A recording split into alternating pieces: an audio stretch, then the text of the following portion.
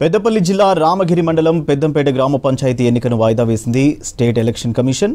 పెద్దంపేట సర్పంచ్ అభ్యర్థిగా నామినేషన్ తిరస్కరించి గుర్తు కేటాయించకపోవడంతో హైకోర్టును ఆశ్రయించారు చింతపట్ల సుహాసిని. హైకోర్టులో వాదనలు విని ఆమె అభ్యర్థిని ఖరారు చేసి గుర్తు కేటాయించాలని ఆదేశాలు జారీ చేసింది హైకోర్టు. ఇప్పటికే 4 అభ్యర్థులకు గుర్తులు జారీ చేసింది ఎన్నికల అధికారులు. దీంతో ఎన్నికల వాయిదా వేసింది స్టేట్ ఎలక్షన్ కమిషన్.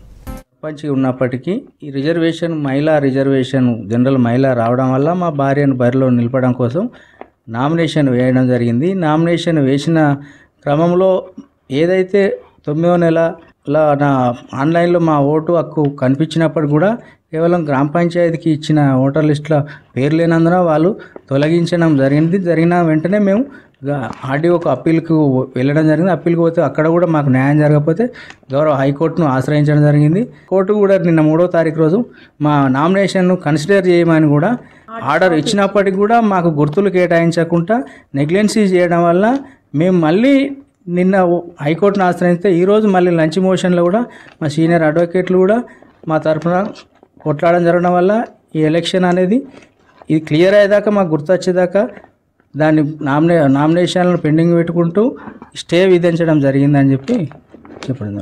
నామినేషన్ వేసినాను, నా నామినేషన్ తిరస్కరించినారు.